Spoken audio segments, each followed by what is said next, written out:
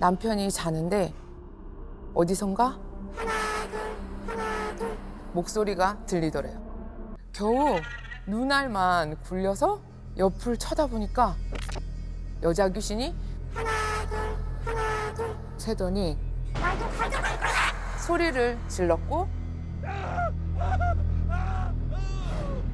남편은 기절하고 말았대요.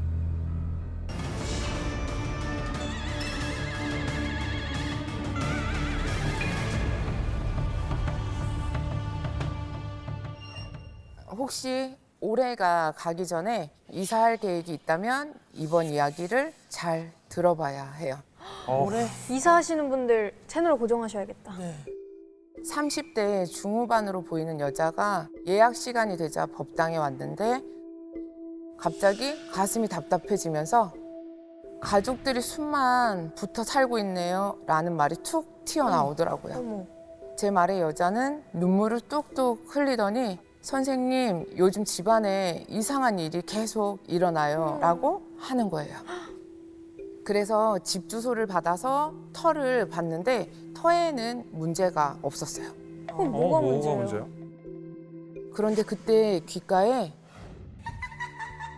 어떤 여자의 웃음소리가 막 들리면서 느낌이 딱 오는 거예요. 아, 이 가족들은 여자 귀신에게 감겨 있구나라는 생각이 들었어요. 가족 전체가 여자 귀신한테. 센가 봐. 가족 모두가 그런 거군요. 그 터에 여자 귀신 하나가 괴롭히네요. 그러니까 여자는 깜짝 놀라더니 그동안 있었던 일을 얘기해 주더라고요. 이 여자는 오랫동안 꿈꿔왔던 로망이 있었는데 마당이 딸린 주택에서 사는 거였어요. 남편이 마음에 쏙 드는 집을 발견했고 바로 이사 가게 됐대요. 그렇죠. 많은 사람들의 로망이죠. 그죠. 그런데 한 일주일 정도 지났을 때 남편이 이상하게 변하기 시작했다는 거예요. 잠자다가 소리를 지르면서 깨질 않나? 아침에 보면 이불을 뒤집어 쓴 채로 벌벌 떨고 있기도 했대요. 뭐 보이나? 뭐가 보인 것 같은데?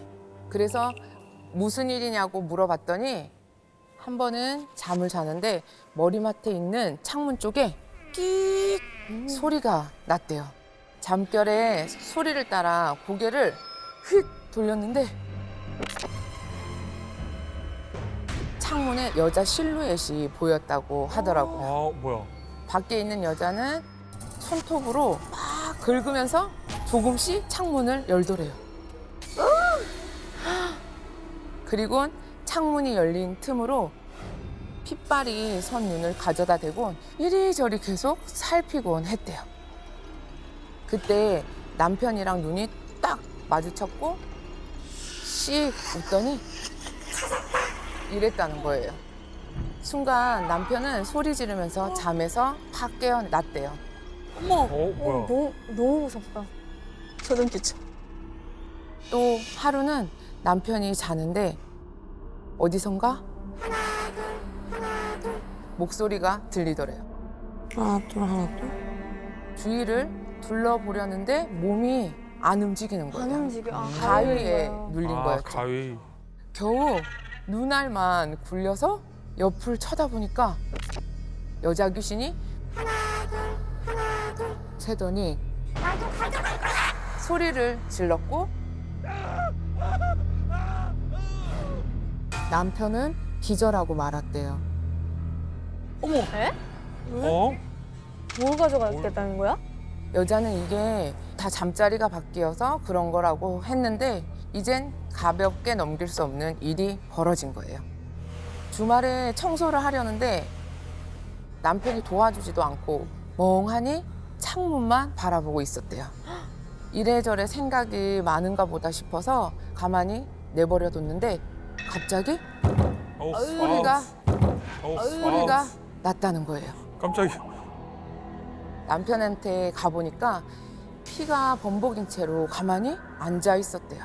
알고 보니 창틀에다가 손을 놓고 창문을 세게 여러 번 여닫으면서 손을 찌은 거였죠. 아 어떻게 하다가 다친 거냐 물어봐도 남편이 전혀 기억이 없다고 하는 거예요. 본인도 몰라요? 그래, 지금 뭔가 씌었나 봐. 그때 여자는 남편이 미쳐가고 있다는 생각이 들었대요. 그리고 아들도 밤마다 이상한 소리가 들린다면서 시름시름 앓기까지 했는데 병원에 가면 병명이 안 나오는 거예요. 아, 저럼 진짜 무섭겠다. 어떻게? 그렇게 이제 여러 점집을 거쳐 절 찾아오게 된 거죠. 일단 그 집에 가봐야겠다는 생각에 약속을 잡곤 직접 방문하게 됐죠.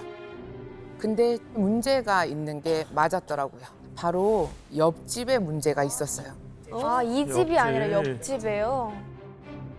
옆집 마당에는 감나무 한 그루가 심어져 있었는데 웬 여자 귀신이 그 나무에 거꾸로 매달려서 저희를 쳐다보고 있는 거예요. 어머. 세하다. 세하다. 옆집에 있는 저 여자 귀신 때문에 이 집 사람들이 미쳐가고 있구나 싶었어요. 그때 화경으로 보이는 게 옆집 감나무가 담벼락을 넘어오니까 이 남편분이 나뭇가지를 막 자르고 옆에서는 아들이 신이 나서 그 나뭇가지를 막 가지고 노는 모습이 보였어요. 아, 허락도 없이 남의 나무에 손을 대서 탈이 났구나 생각이 들었습니다. 그냥 잘라가지고. 나무 동법이지. 우선 오색천을 찢어서 부정한 기운을 잠재우곤 옆집으로 찾아갔어요. 옆집에선 중년 여성이 나왔는데 무속인이라고 밝히면서 그동안 있었던 일을 설명을 했어요. 제 말에 그 여자 귀신은 제 딸 같다면서 말끝을 흐리더라고요. 어머, 뭐가 있어? 또 사연이 여기 또 사연이 있다. 와. 알고 보니 이 중년 여성에게는 딸이 하나 있었는데 20대 초반이라는 젊은 나이에 암이 걸려서 집에만 있었다고 해요. 그때마다 딸은 감나무를 보면서 버텼다는 거예요. 사실 이 감나무는 돌아가신 아버지가 어릴 때 심어준 나무였다고 했어요. 같이 컸구나.